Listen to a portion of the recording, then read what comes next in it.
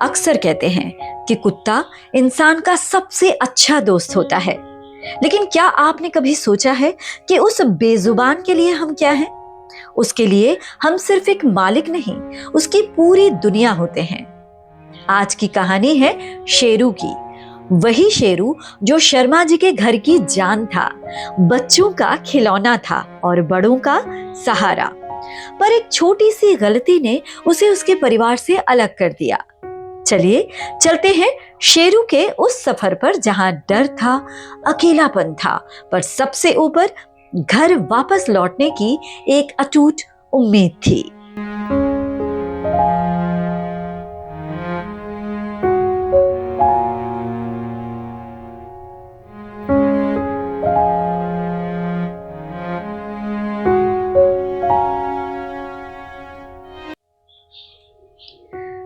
जून की वो तपती दोपहर थी। शर्मा जी के परिवार ने तय किया कि इस बार छुट्टियों में शहर के शोर शराबे से दूर पहाड़ों और घने जंगलों के बीच बने एक शांत रिजॉर्ट में वक्त बिताया जाए। शेरू की खुशी का तो मानो ठिकाना ही नहीं था। जैसे ही कार का दरवाजा खुला, वो सीधा अपनी पसंदीदा पिछली सीट पर जा बैठा। पूरे रास्ते वो खिड़की से बाहर झांकता रहा, जैसे हवा में तैरती हर एक खुशबू को वो अपने अंदर बसा लेना चाहता हो। बच्चों के साथ उसकी मस्ती, वो छोटी छोटी छलांगे, किसी को अंदाजा नहीं था कि ये हंसी मजाक कुछ ही घंटों में खामोशी में बदलने वाला है। रिजॉर्ट पहुंचते ही सब सामान उतारने में लग गए। शेरू को खुला छोड़ दिया गया। तभी उसकी नजर एक सुनहरी तितली पर पड़ी।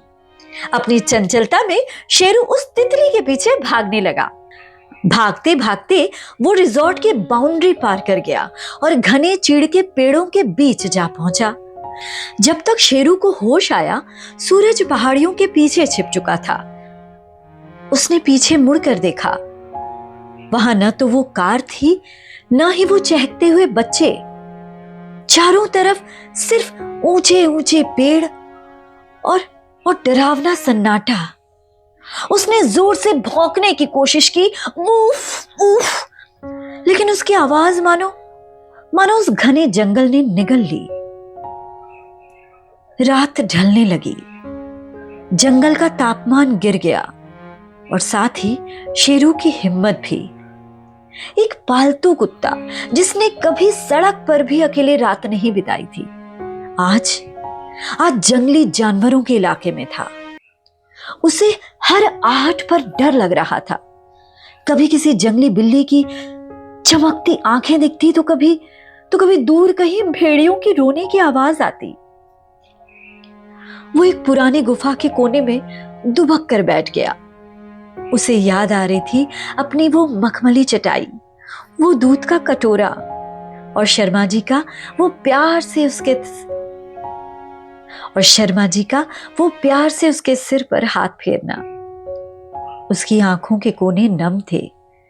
क्या वो कभी वापस जा पाएगा, या ये जंगल ही उसका आखिरी ठिकाना बनेगा?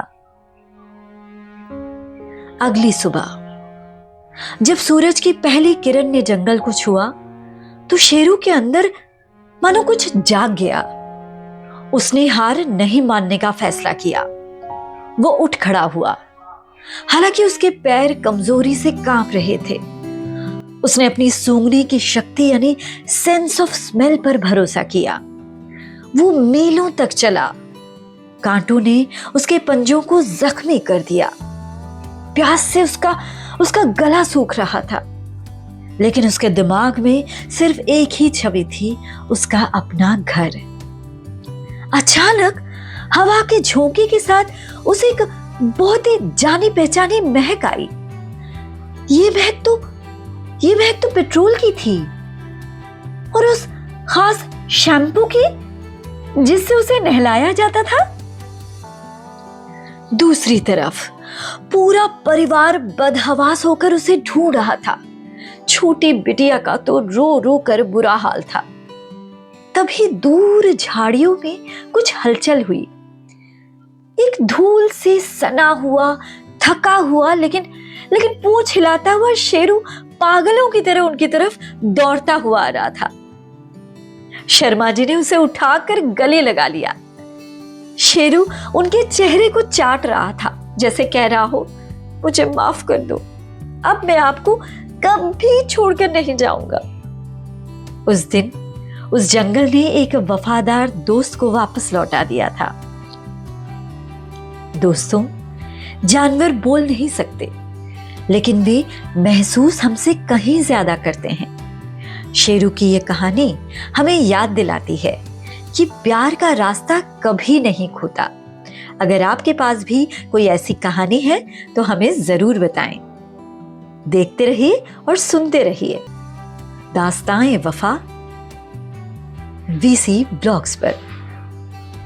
और अगर कहानी पसंद आई हो तो शेयर जरूर करें।